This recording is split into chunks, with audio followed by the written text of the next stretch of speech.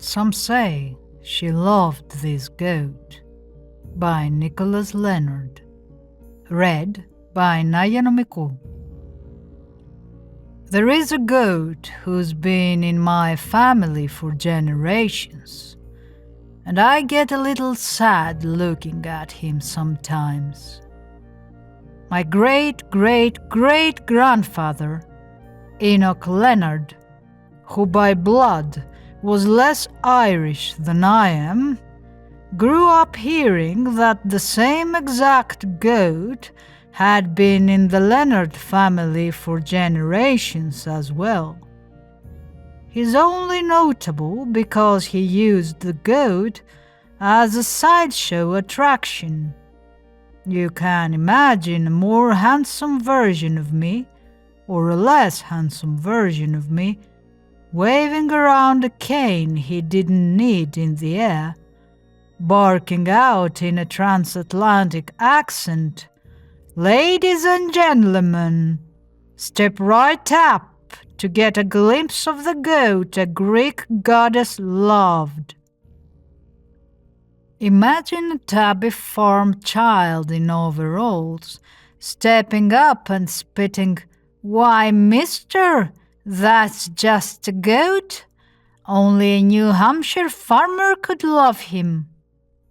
Imagine my ancestor pointing his cane at the boy and going, "Not quite, little boy. Be mindful of your words. Believe it or not, this goat used to be like you at one point in his life." I'm told the goat would be in a cage fit for a lion or tiger while my ancestor spun his yarn and reeled in pennies and nickels.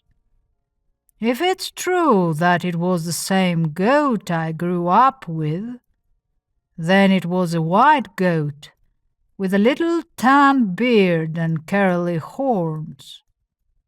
He's a little shaggy. He's unassuming, but there's a luster in his eyes. My cousins and I actually saved my uncle from selling him once and for a while in my teenage years. I spent many hours in the barn just staring at our goat. It was one of these afternoons when my grandmother came in and told me the story that my triple great-grandfather took on the road with him. In a way, it was similar to hearing about the birds and bees. I suspected it, but it was still a little uncomfortable, especially with the goat right in front of us. And by the time my grandmother finished telling the story, I realized I had inherited a family curse. I was the first person in my family in generations to be a poet. And this is how the story goes. Back in ancient Greece, poets didn't have notebooks to write in. They had lyres to catch their fingers in while looking up at the sky. Clouds were as swirly and clear as oyster saliva, the wetness on the rim of their shell. And imagine these clouds getting caught on the mountains, which resembled an oyster's gruff shell in some aspects. Perhaps this is why some modern poets look away from their phones and notebooks to consult the sky. It's some kind of primal instinct for us. It was never specified what area of the Mediterranean this was, but it was one where olive trees survive at any altitude, and lions still scaled the mountains. I wonder if the absence of poets is what made them go extinct. I am apprehensive to call him the blunt poet, but this is how he was described to me. No other characteristics were given. He enjoyed getting as high as he could on the mountains the way that I enjoy the stars on fall and winter nights. His favorite spot was one oblong cliff that had groves of olive trees. It seemed their oil, so long untouched, got into the lawn there and made it gold and yellow. This area was far above the blind poet's village, and he loved scaling the mountain every morning with his lyre to reach this point where he reclined. He never wrote down his poems. He gave them to the sky and instilled his favorite lines in children by reciting them when he got back down. All these children returned home with beauty coming out of their mouths, impressing and confusing and making their parents feel good. He never cared about getting credit. He was a vigilante poet in this way. Once there was even a day when he forgot a line, just one line, in a new poem. So he went through the labor of scaling the mountain again, as though he left the line up there, and he came back down with it memorized. It makes him seem almost mystical in that sense, but it's a very human thing. It was the perseverance behind his poetry. It's not special to him, for everything has perseverance for something in them. But I didn't know if it was his perseverance or the poetry that he sometimes left on the mountain that attracted the eyes of the goddess. Her name was Joannis. Hers was an all-commandeering beauty to the blonde poet. Upon the first glimpse of her face, all the poetry froze in him, and it seemed as though the mountain was experiencing its fiercest frost in years.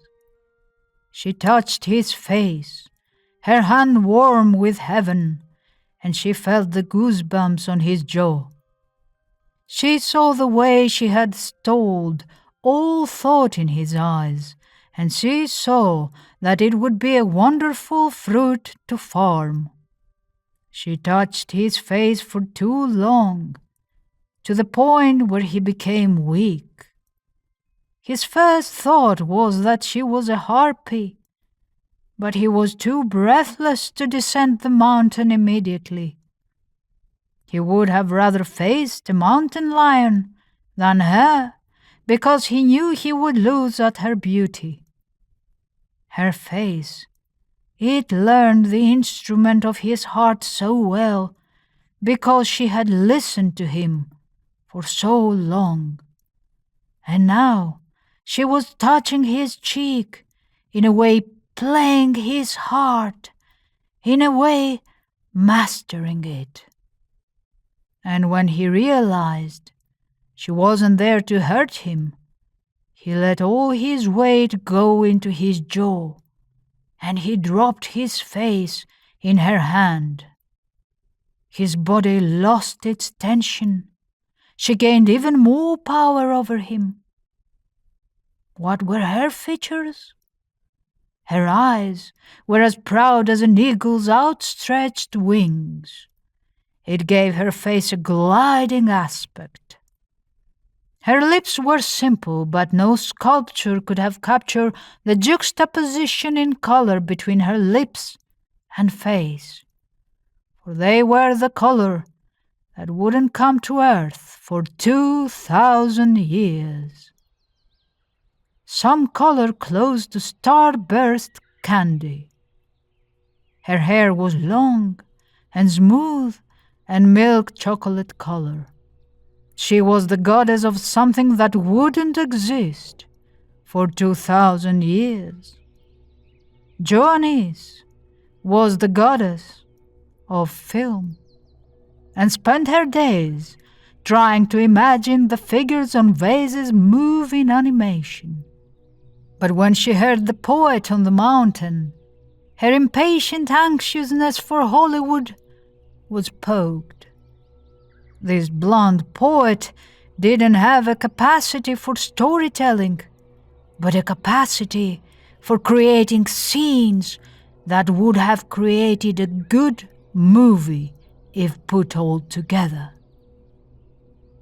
Her skin, tanner than his, wasn't glowing yet, which is partially why he thought she was at first a harpy. But he saw her divinity in her eyes. Johannes suspected the blonde poet was only so entranced because he knew immediately that she was a goddess. But the thing was that he would have been just as absolutely bewitched had she been an ordinary woman. She relayed some mercy in her eyes because of this, and started petting his jaw gently until he seemed less afraid. She liked their juxtapositions. She was in the white silk of heaven, and he was in the clothes of man. They had different colored hair. His eyes were very serious, and hers had that note of mischievousness that the Greek deities had. He was hesitant at first when she guided him through the olive trees. A fog of swirly clouds seemed to come more dense around the mountain, as though to give them privacy, and they reclined against the same olive tree while she asked him about poetry.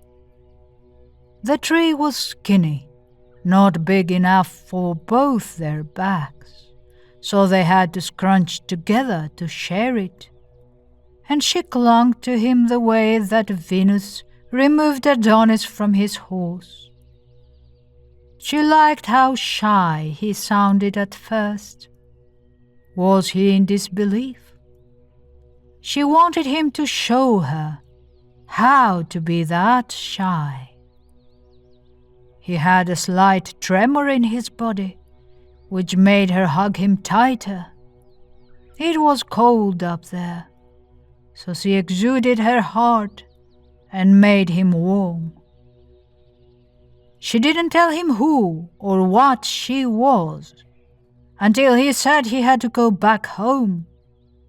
When she explained who she was and he heard her voice, he wished she could be the spokeswoman of his poetry. He imagined her telling poetry to children down below. It made him feel childlike, which, being a mountain-scaling man, was not what he was. He was in awe when he descended the mountain that evening, and was too awestruck to recite any poetry to the children. It sparked rumors amongst his family when he took an enchanted walk to bed, moving like an upright board, stiff and entranced. Her eyes haunted him. He looked out at the livestock the next morning with desperate dismay in his eyes. He shook his head at himself because it seemed impossible. He felt the bone of his jaw had become a glacier. He scaled the mountain again, going up past the falling feathers from the pillow cushions of the sky. The wind disheveled his hair for her. The desperation in his eyes was like nothing she had ever seen before. It was cinematic. He knelt down before her, even though she stood just as any mortal woman would. Both his knees did what all the trunks of the olive trees were doing, and embedded themselves in the mountain's grass. She looked down upon him, prolonging the moment. But he wasn't kneeling to worship her. He was submitting himself to her, promising her all of his poetry. And she accepted. Whenever he was up there, beams of sunshine would slant down from the mountain and enter thankfully into the village like beams from a film projector.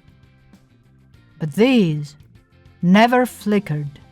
They broke the clouds while the goddess and the poet broke and repaired, broke and repaired, broke and repaired their hearts.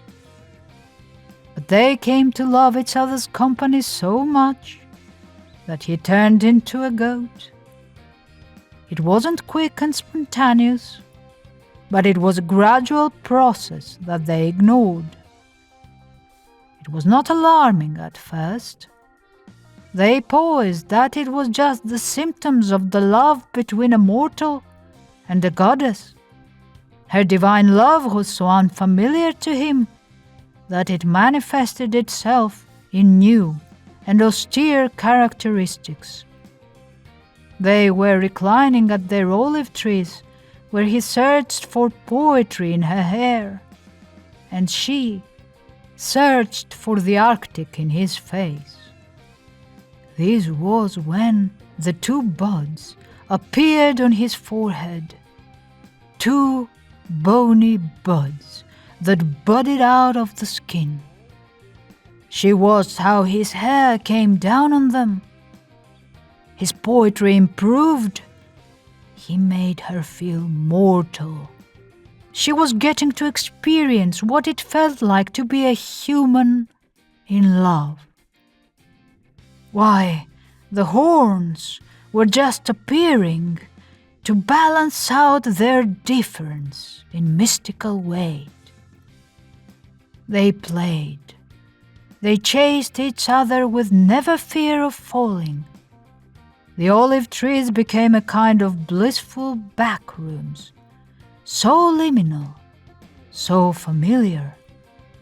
Having fires in caves, letting their giggles out among the olive trees, they owned the mountain. He liked how her hair bounced, how she laughed, the poetry of her laughter. But as time ran on, he became poorer at running when they played chase, and his running gait obtained a wobbly side to side manner. It happened so gradually that they didn't notice. Oh, had they known what would have happened, they would have been wise not to run and chase each other, and relax and hold each other instead. They would have never run. They would have laid down and held each other. His transformation progressed. He was banished from his village for developing horns, but he didn't mind because now he lived up in the mountains with her. But the children missed him and were told not to speak his poems lest they grow horns as well. When was their final kiss?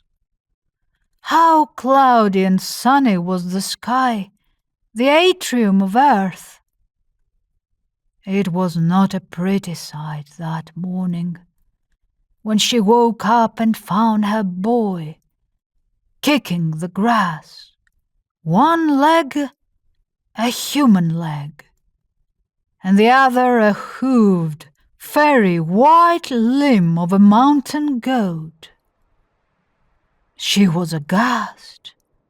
Oh, but this was not a scene she could rewind. She bent down and comforted as he turned, as he squealed instead of giving her poetry. She heard his voice contort into the wail of an animal, the kind you hear when one is in pain. And the animal mind cannot understand it. She touched his face, just as she used to, but this time There was a short layer of fluff on it. She had to leave him when he was a goat, and he left her in shame and fear. She lost control.